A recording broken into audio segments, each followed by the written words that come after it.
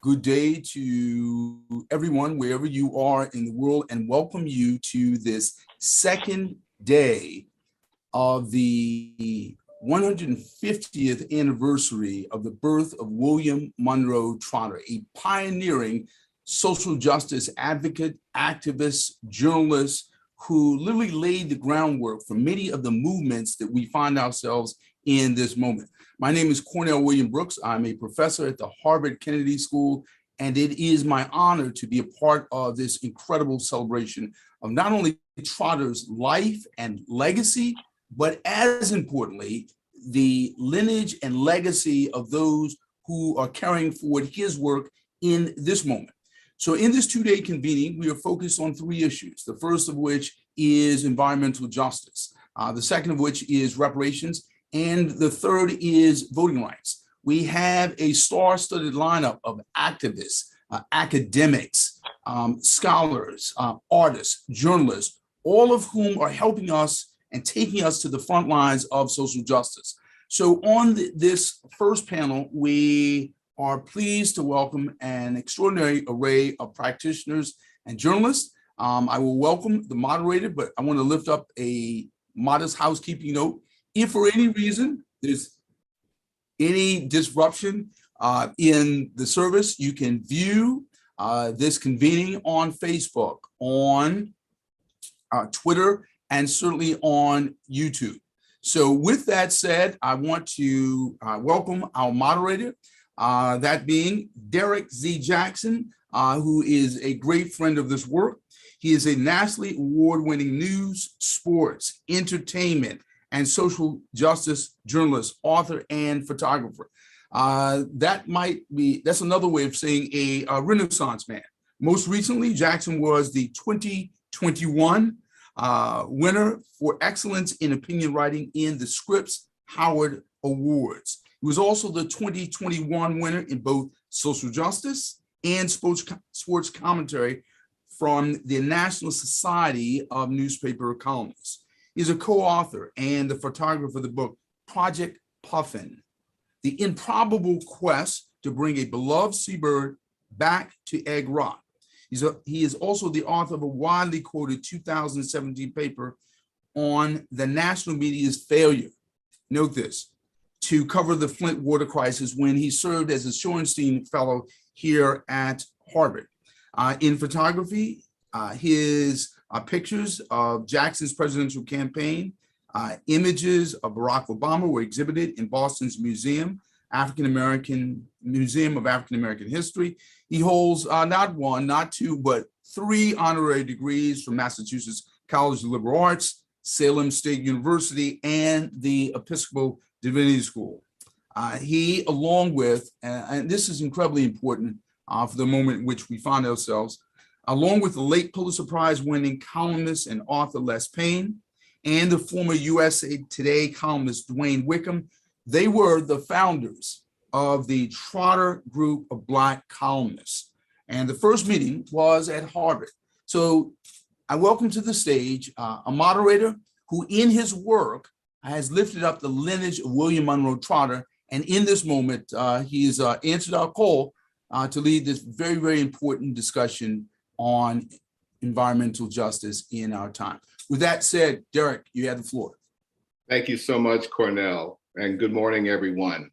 And really good morning to you, Juan, out there in California at 6:04 a.m. To start off this session, I'd like to show you this image from my coverage of environmental injustice. This is Crystal Martinez and her two children. She lives in Southeast Chicago, and her mother lives on this block. She is the reason we are here for this panel today. This neighborhood, nearly all Latino and Black, is on permanent environmental assault. A few years ago, this neighborhood rose up and forced the closure of a pet coke coal ash operation run by the coke industries. The dust was so thick that residents without air conditioners had to keep their windows closed in 90-degree summer heat. But even after the coal mountains were gone, other industries remain that have contaminated front lawns and backyards with lead. And behind Crystal, in that red building behind her, is a plant that was discovered to be emitting dangerous levels of manganese dust, a neurotoxin with irreversible effects. This is symbolic of a nation where African Americans and Latinos and disproportionately breathe in fossil pollution, bear higher burdens from living in heat islands and flood zones, regardless of class, because of the legacy of redlining, and face much lower chances of collecting relief payments.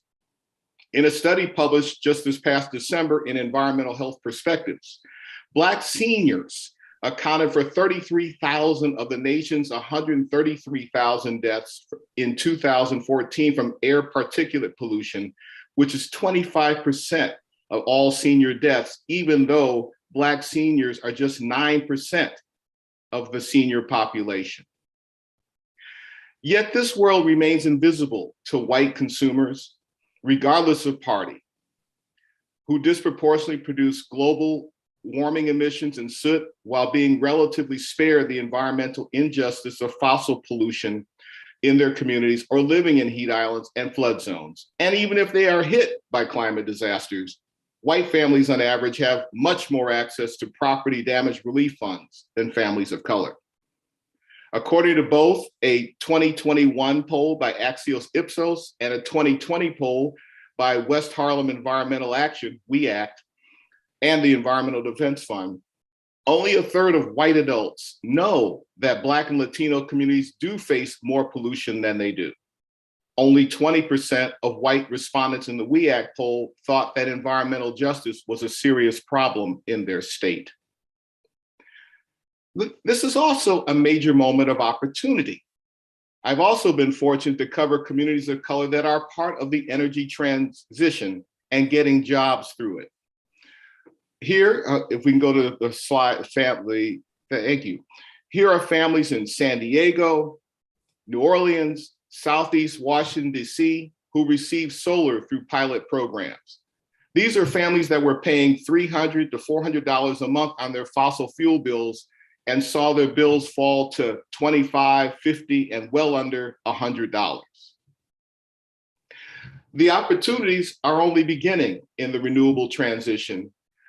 And I'm going to show you some slides from offshore wind industries in Europe and the new one on Block Island, off Rhode Island. These opportunities are beginning as, even though we're 20 years behind Europe, it also has immense progress if people of color are included. Over in Europe, governments are so locked into goals and targets for renewable energy that workforce demand is expected to rise from its current 300,000 jobs to around 600,000 in 2025 and more than 850,000 jobs in 2030. Currently, it is estimated that about 300,000 are in that sector now, so that it may triple by the end of this decade. One question for today is, will people of color, after all these decades of bearing the brunt of fossil fuel pollution and bearing the brunt of risk in climate disasters, will we be granted equitable access to this sector?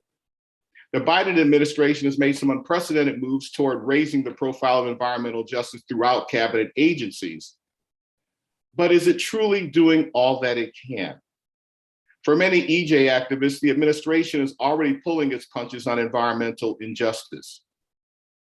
Despite the cascade of science showing that systemic racism greatly determines which communities get polluted, the administration last month undercut its promises on environmental justice by unveiling a new system to identify beleaguered communities that did not include race.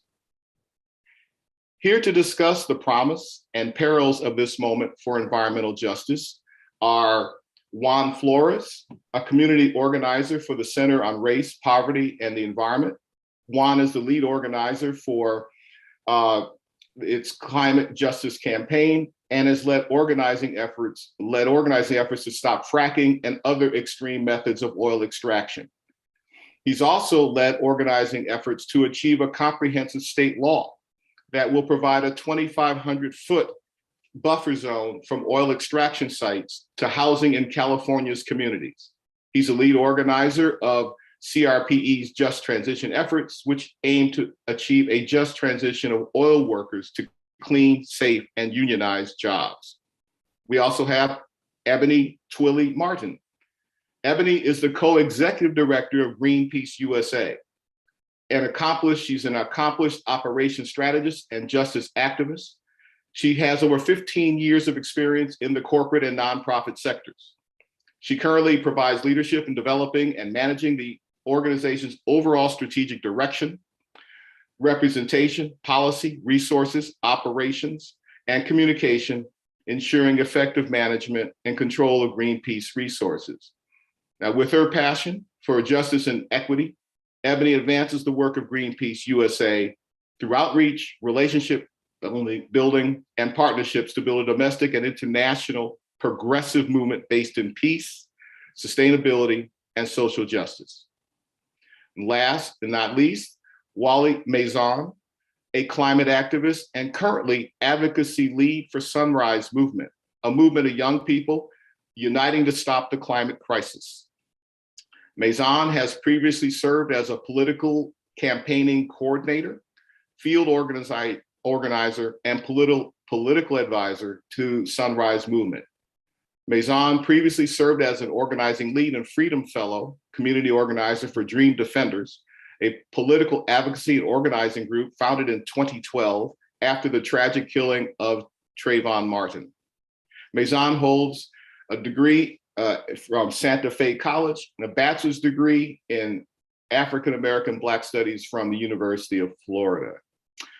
With that, we'll open the floor to 3 to 5 minutes of comment from our panelists, and then we'll go into questions, and then we will take questions from the audience that will be fed to me through chat. So, Ebony, would you like to go first? Sure. Thank you so much. First of all, I just want to thank Professor Brooks and you, Mr. Jackson, and the panelists, and just so glad to and grateful to be with you all today to discuss these important issues that are impacting our communities directly. As you mentioned, the administration is moving forward with attempting to address environmental justice issues, but has specifically taken racial equity out of the equation. And that is perplexing to us on a number of levels. As Dr. Robert Bullard said, the most powerful predictor of industrial pollution is race. It's not about your income. It's not about your property value, but years of research has shown that it's race. And unfortunately, this country has been founded on a legacy of exploitation, extraction, and patriarchy. This has led to systemic oppression in a web that is all interconnected. So we see the basic necessities of our life, clean air, clean water, just the basics that we look for in life don't exist for us. And I started my environmental journey as a mother when my son was diagnosed with asthma. And as I began to look into it, I thought that it was hereditary. And his pediatrician actually told me, no, it's probably from the pollution in your neighborhood. And this was shocking to me. And as I began to do more research, I learned that Black people were more disproportionately impacted by asthma and more likely to die. And the culprit of that was pollution, and that's directly connected back to fossil fuel pollution. So that makes fossil fuels also a public health crisis. And until the administration and also we as people join together to start to hold our government officials accountable, we will continue to see this cycle. But I'm glad today that we have an opportunity to connect, to talk, to strategize, to figure out different ways that we can elevate this issue and, of course, bring true liberation and change to all those communities that need it. So thank you again. And I'll pass it back to you, Derrick. Thank you. Juan. Yes. Good morning to everyone. Thank you for this opportunity. And I just want to say that one of the things that I have experience in 11 years of organizing, and I've been doing this organizing for the same organization through these last 11 years, is that I'm seeing that the key results that we have got from all of this organizing have come from key experiences that every other social justice movement in the nation has taught us, which is persistence and keep fighting. It's so easy for people in position of powers, which in the majority of times are white people, and sorry to drill on that, but when you look in communities like Kern County in California, where 53% of the population are Latinos, but the board of supervisors is nothing but white people. uh, we see that reflected, right, on that. But these people that are in positions of power always look down on us, right? When you go up to them and you say, look, your job is to represent me, not to represent an industry. We elected you so you can fight in our behalf. But what they do is they laugh or they don't pay attention to you. Sometimes it's very discouraging.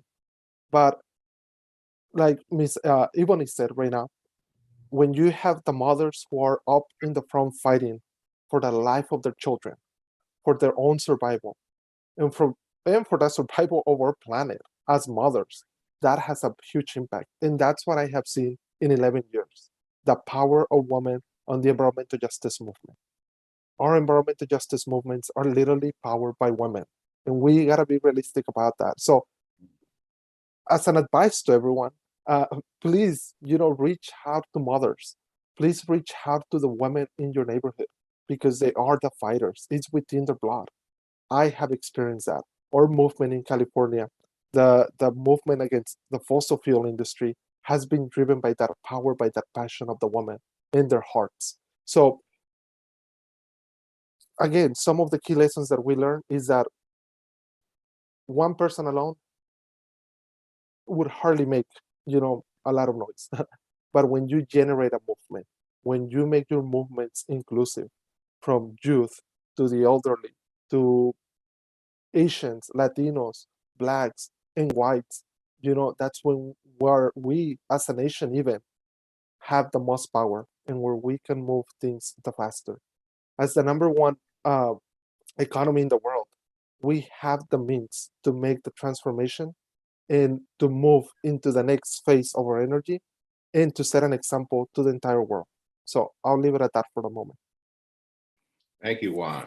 And Wally, you have definitely been organizing some young folks, so you take it in. Yeah, want to thank my colleagues for being here. Thank you, Mr. Jackson. Thank you, Professor Brooks. Wow, Juan, Ebony, y'all are like really singing to my soul when y'all are talking about like persistence and true liberation.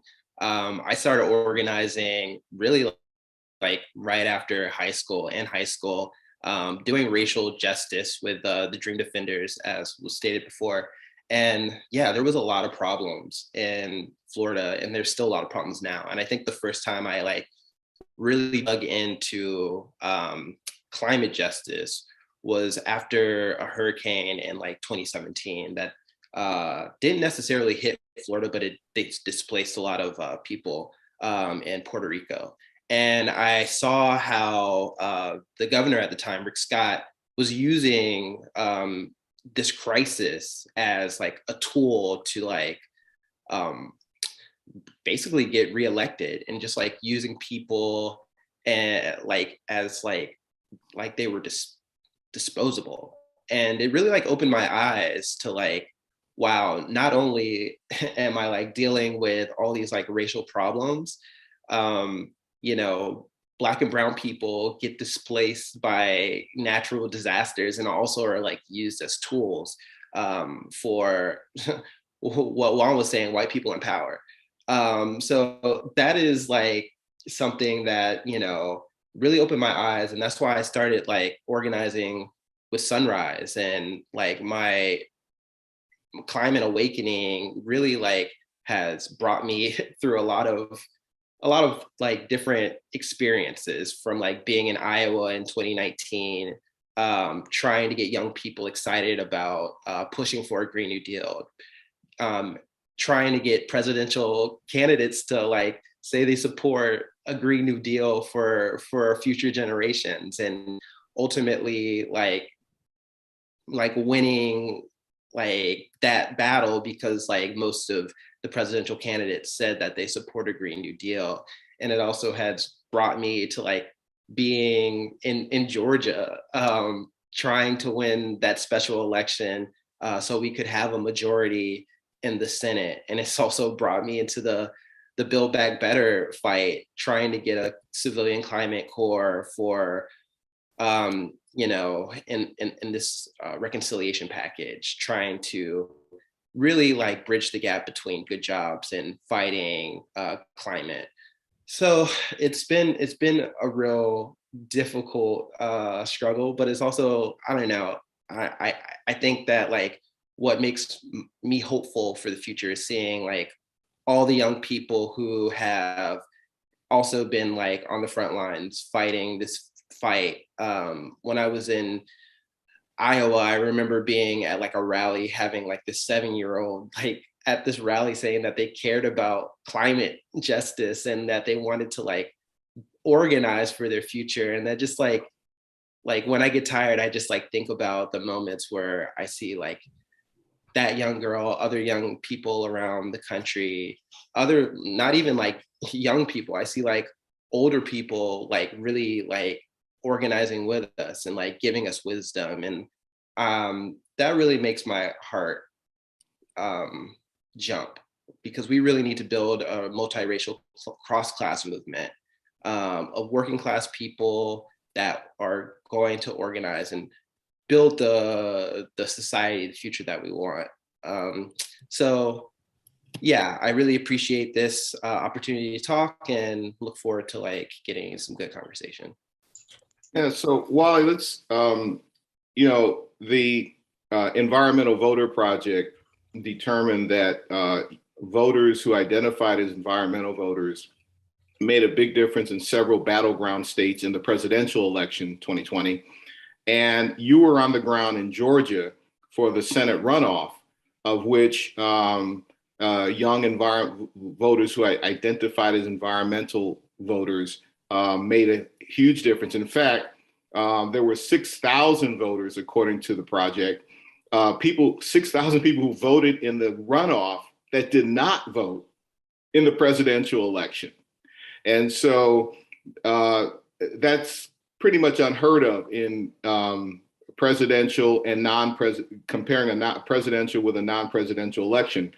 So the big question is, can that base that you helped turn out, can that be fired up again in terms of the history? The history of what usually happens in midterm elections, and where is the energy, and otherwise, where is the energy going in your movement to keep young voters engaged? Well, I think right now we're just trying to get politicians to like do what they promise to young people, right? I think like what we did to turn out people in like 2020, what we did to like get people like fired up was really important. And I think like right now our government is like really failing us. And I think like what we need to do now is just like, I hate to say it, but like tell people that like, hey, I know this isn't like really good right now, but like we remember what happened in 2016 when Trump got elected. We remember the majority when the Republicans were in control, like how that affected our communities. And right now we are still trying to pass Build Back Better through budget reconciliation. And, you know, we have 2 senators who are holding up progress for the entire country. And I'll say their names, Joe Manchin and Christian Sinema, because it needs to be stated that they are taking money from fossil fuel corporations and really holding up progress. And I don't think Joe Biden has done a really good job at like really pushing them to do the right thing, and that's unfortunate. But we still have an opportunity to push our elected officials to pass like meaningful legislation. And what you were talking about, the numbers being on the ground, people like, so when we were in Georgia, we obviously were doing things for the runoff, but we also were involved in like a local race. And there was like a utility board race where like there was like this really awesome like Black man progressive who was running to unseat this like this guy who was incumbent for like 30 years, who was like, I don't know, voted to like turn off people's like utilities if they couldn't pay it during a pandemic. And we lost that race by like a few votes. And if we like would have turned out more people, if more people were invested in local races, we could have made even a larger impact in that community. So I think like we need to focus on the macro and the micro when it comes to races. And we need to like really emphasize how important it is to like turn out, but we also need to do my job as an organizer to like pressure these politicians to enact change so people can get excited about who they're voting for. Thank you. Ebony or Juan, do you want to jump in on that? I mean, it makes me think of, to throw in as well, you know, at this moment, what's the, you know, biggest positive thing that you've seen happen in terms of, you know, getting in EJ victories, and, you know, what is, you know, what's the biggest, challenge at this moment? Obviously, Wally just mentioned one, or depending on your point of view, two, in terms of the Senate. So. I think one of the biggest challenges, as Wally said, is the corporate capture of our government. Our government should be, and our democracy should be, our best tool to advance environmental justice. And right now, it's completely captured by corporations, namely fossil fuel corporations. Something simple that should have been passed in Build Back Better were fossil fuel subsidies. We give $15 billion of our tax money goes to fossil fuel executives to basically poison our land, poison our water, and poison our air. We are paying them to do that. And a simple solution, like why? And when we bring these things up, they want to be swept under the rug, they want to be dismissed, but that money should be reinvested back into communities. We wouldn't need an EJ 40 if we had that $15 billion, because that money would have went right back into our communities, right back into our healthcare systems, right back into divesting these hot spots that we have around the country. So it grieves me that simple things have captured our government, captured our money, and are polluting us. And to Juan's point, and to Wally's point, the only thing that is going to capture this government back is if we as people mobilize and start to hold our government officials accountable. We cannot continue to accept false promises and false solutions that are greenwashing, and we have to expose it. And so that's probably where my heart right now is, in terms of what solutions we should have. And Greenpeace is going pretty hard on the fossil fuel subsidies. They did take out the international, but the national is still $15 billion. And that's ridiculous. And just to add to what Ms. Ebony and Wally said, there's this false narrative in our nation of energy independence. And we believe that the more oil that we extract in this nation, the more energy independent we're going to be. And that's completely not true, because then we're going to be hosting, or we're going to be keeping our communities hostage to bad air quality, bad water quality, and to the array of different health issues that come with that. If we truly want to be energy independent, we have to invest in renewable energy. There's no other way. And we have to let go of the greedy corporation of the oil industry, because they always come back with this narrative of like, if we don't extract it in the United States, we're gonna get it from other nations where civil rights issues are put it on the ground, where peoples are not being protected. Like if in the United States our communities of color were any better. Like if what they do in our nation it's anything different, when it's not. It's the same greedy corporations that abuse in other nations that keep abusing our communities. So again, any piece of legislation has to have communities of color, low-income communities on the front and center of it. That's the only way that it's gonna work for us. And money has to come directly to these communities. There's so much red tape that by the moment that all these funds arrive to our communities, we get peanuts instead of a really nice piece of meal. And we need to put all that down. Mm. Ebony, you in representing Greenpeace, I want to ask you how much, as I mentioned earlier, only 20% of white respondents in the WEAC poll thought that environmental justice was a serious problem in their state, which is another way of, wondering how much of a gap still remains between what is considered old line environmentalism.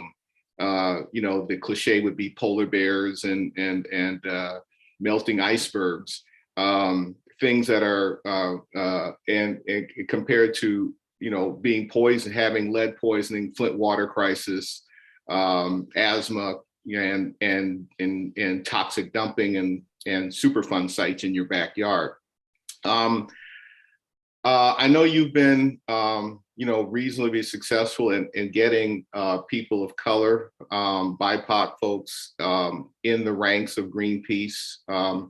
Across the board among, quote, old line environmental groups, how successful thus far is the transition from, breaking down the silo between, quote, environmentalism as kind of defined by wildlife and land trusts, and environmental injustice, which probably shouldn't be two separate silos, but how much are the old line organizations actually doing, and how successful have they been in that transition? I would say that there has probably been an awakening over the last 2 to 3 years. Unfortunately, the murder of George Floyd even brought a racial reckoning, I think, within the larger green groups that have had to really prioritize what it means. We like to say the words diversity and inclusion, but it has to actually go a step beyond to what justice is and what justice and science demand right now in the moment. And I think that organizations have been facing that reckoning and have had to hold themselves accountable.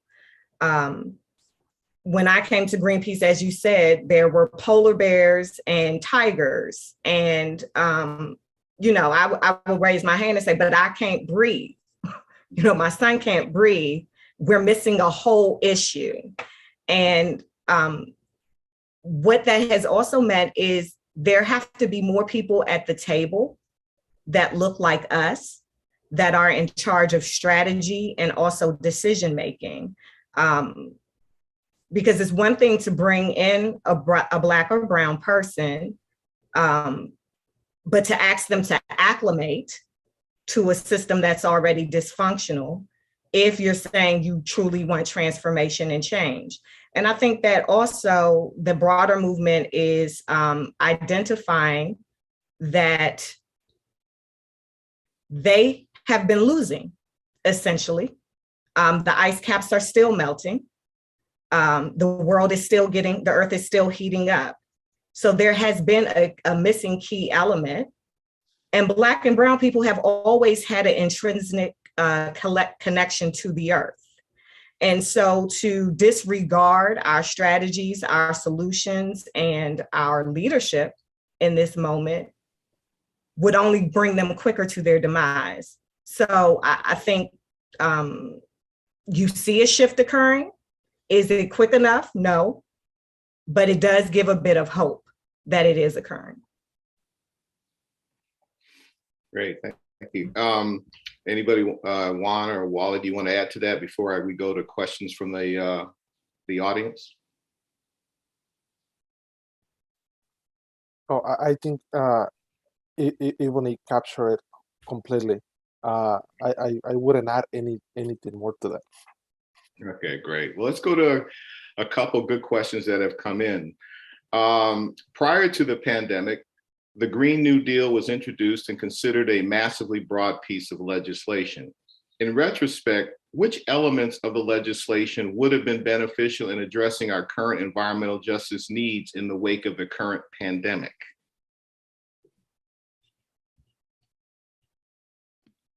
Well, I mean, I guess I can start with this. I think like, it's like, I wouldn't say, okay, so the Green New Deal is basically like a jobs program. I mean, like, if we're like really looking at the pieces of the legislation, the federal jobs guarantee, the stuff that we were pushing through Build Back Better with the Civilian Climate Corps, we really want to intersect the relationship between putting people to work fighting climate catastrophe.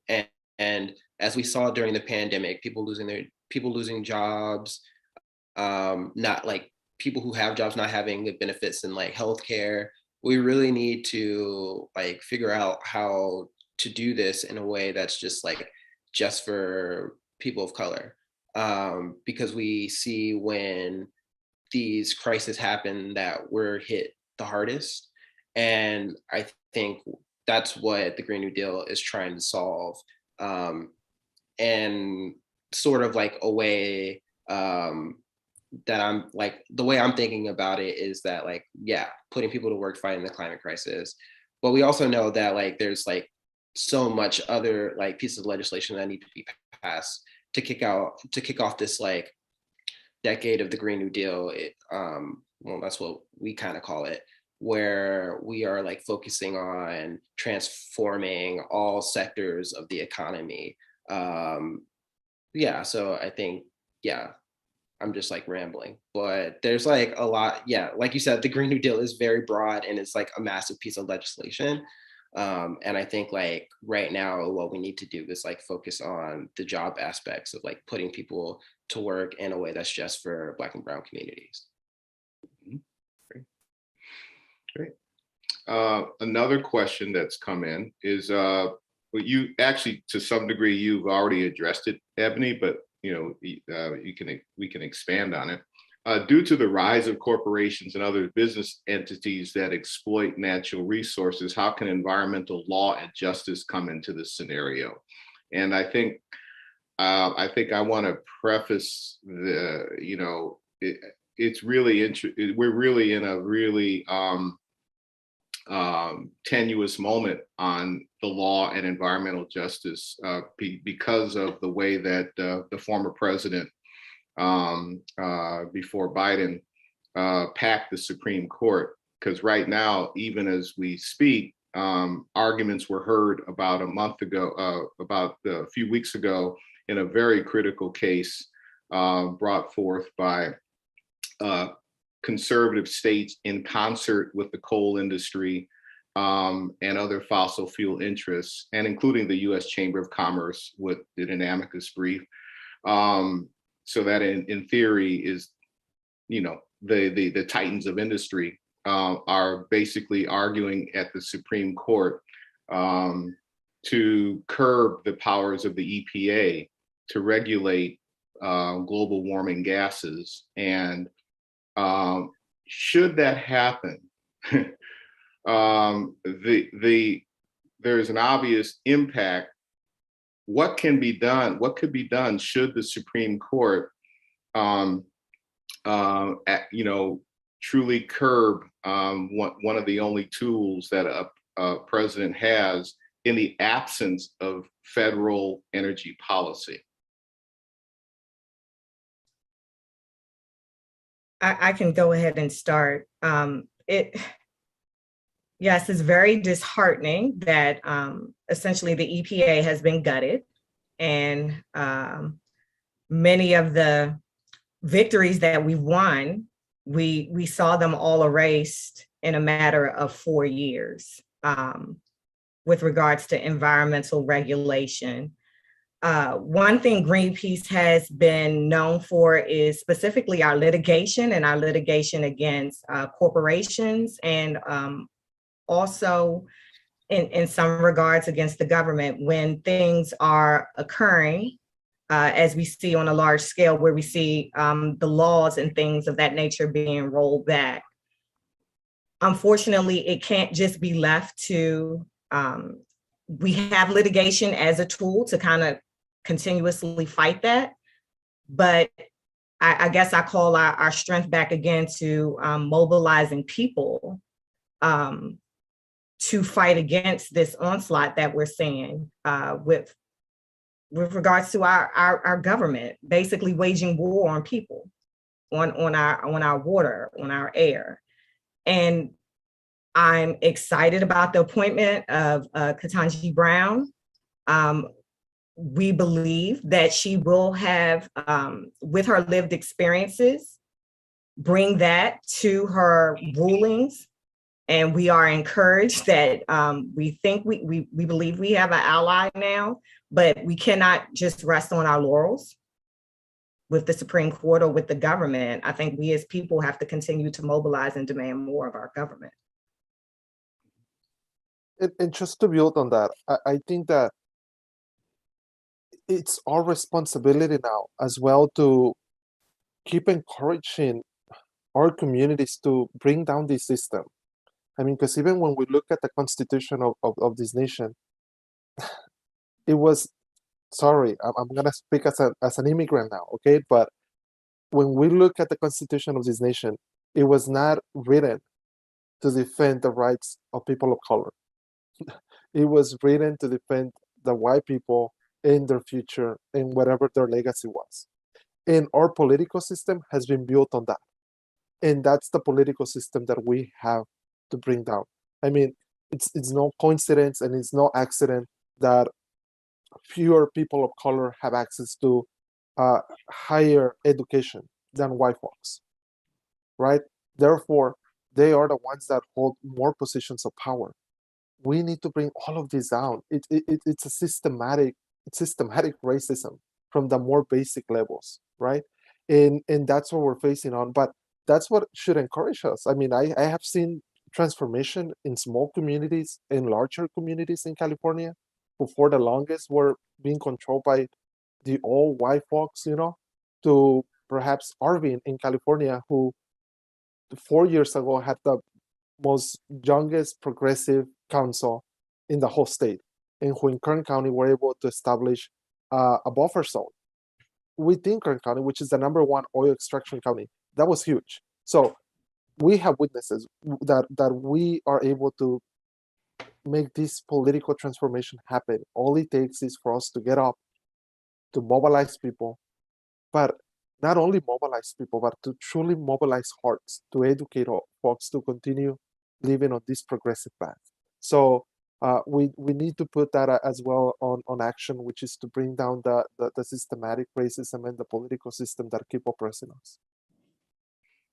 Great, thank you. We have like 2 minutes left in this session. There was one last question. You know, what are your thoughts on using the framework of social determinants of health as a framework for creating environmental justice policies?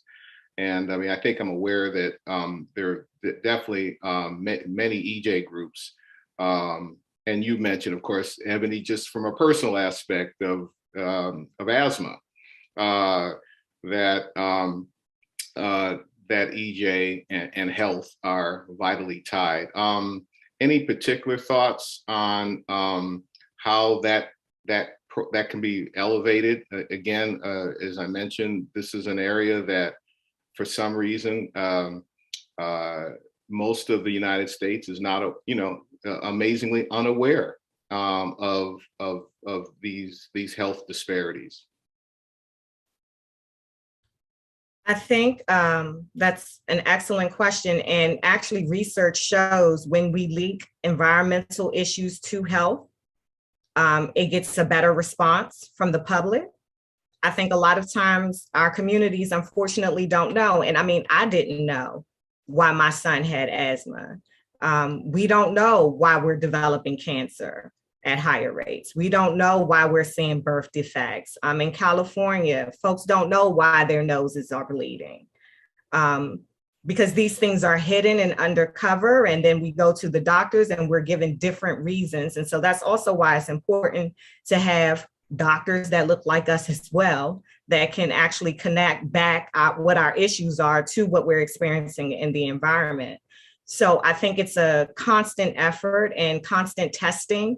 And I think more groups, more EJ groups, more big green groups need to come together as a coalition and start to do more message testing to see what's resonating with folks. And then, quite frankly, just back to what Wally said, is also systemic racism, because white people aren't sick with the same things. These things aren't affecting them. So there is a bit of a disconnect. So it's up to us to continue to sound the alarm and to continue to educate our communities as to why we are experiencing certain sicknesses and certain harm.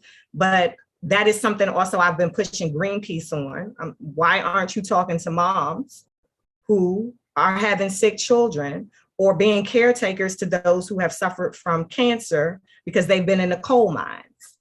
So just doing more. I think we as an environmental movement also like to talk about numbers a lot. We like to talk about the science of it, but really at the end of the day, you have to create the frame that connects to people's hearts, to connects to what people are experiencing. And I think that the more that we do that, the more we'll start to see change. Great. Quickly, Juan or Wally, you have a closing thought to along with Ebony's? Yes. Everything Ebony said was like absolutely correct. Juan, you're really like resonate. Like I'm resonating with what you were saying, because like we need to touch people's hearts. Like it breaks my heart to hear Ebony's story about her son having like asthma. Like it breaks my heart to hear these things, and the way we like reach out and touch people, like it's by telling our stories about how the climate like catastrophe has affected our lives. Like I am not a scientist. Like I'm just like some organizer from Florida. Like I don't know all the numbers, but I do remember like seeing people like, you know, in Louisiana during Katrina, like on the roofs of their houses while like water was like rising. They had to be on the roofs. I do remember like in Houston where like Joel Osteen wouldn't let people in their church, in his church. Like I remember these things. It's like clear as day to me. And when we connect with people, we're trying to build this movement to like stop these things from happening. We need to talk to people. Like we can't stay in our silos. Like one of my African-American professors, shout out to Dr. Alajumo, always said, like, there's no unity without community. So if we really want to unify, we need to like be in like on the ground, talking to people, resonating with people's hearts. And like when we're talking about building this movement, people who are like watching right now, I really want to like emphasize this, like, you know, there is room in this movement for everyone. Like you don't have to like, you know, do all the things that we're doing. Just like do something, talk to your parents, talk to your family about what's going on in your community right now. I'm telling you, like the littlest things make the biggest impact. And there's always like like these things in our mind that's saying that we can't like affect change. I think about that all the time, but I think about my ancestors and like what they did. Like you think like we know better than them? Like, you know, like they've been in the streets, they've made such a big impact in our lives right now. And we can do the same right now. We just have to mobilize and like stay hopeful for a brighter future. I guarantee we can get there if we all work together. And Juan, you get the last word. And yes, and I'll be very brief. And I think, yes, we have to talk about the health of our communities. It has to be on the forefront of our fight, because we have to make sure that elected officials, corporations understand that communities of color, the people that live in there, our lives, are not expandable and are not disposable. And we have to make sure that our communities are not experimental zones. I mean, Ebony was talking to that, right? Like, we don't even know what's killing us because they are not willing to give us upfront what chemicals they're using with their fracking. What chemicals are they using when they're icidizing, right? So we gotta make sure of that our communities do not become sacrifice zones and experimental zones. Great. Well, thank you, Juan, Wally, and Ebony, for your insightful thoughts and bringing your experience to this session. Thank Cornell for putting it all, and his staff, Chloe and other folks for putting this all together. And we hope this was helpful in, getting out some of the perils and the promise of environmental injustice and getting environmental justice. Thank you. Have a good morning. And back to you, Cornell. Thank you so much, Derrick. This was an extraordinary panel. There's so many quotable quotes and tweetable quotes. Wally, I think you may have the Pulitzer Prize for quotable quotes. That is to say, when you said the littlest things had the biggest impact with respect to the pursuit of environmental justice. And so just incredibly, incredibly powerful. I certainly appreciate Ebony's words when she spoke about the fact that we can speak about the science, but we need to speak to people's hearts. For all of our viewers and all of the folks who are tuning in, who are looking for insight, inspiration, incisive analysis as to what we need to do going forward, I think you heard a lot of what can be helpful in terms of movement building for the planet, for our communities, for our world. So extraordinarily grateful to Juan Flores, Ebony Martin, Wally Mazon, and of course, Derrick Z. Jackson. Just grateful for all that you have done and the wisdom that you've shared with us. So we are looking forward to another wonderful panel concerning reparations. And as you know, and may know, William Monroe Trotter, as a pioneering social justice figure, fought against peonage, debt, slavery. He fought against Jim Crow segregation. He fought for voting rights. He fought against lynching. Those challenges back then are the constitutive elements of the cry and the call for reparations. So this next panel speaks to the past and speaks to the present and certainly speaks to the future. So we encourage you to stay tuned for the panel that is coming up at 11 o'clock.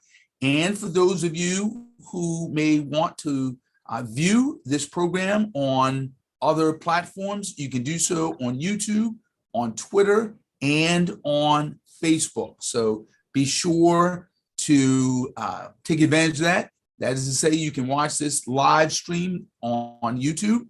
That is to say, the Trotter Collaborative for Social Justice on Facebook, the William Monroe Trotter Collaborative for Social Justice, and Twitter at Harvard_Trotter.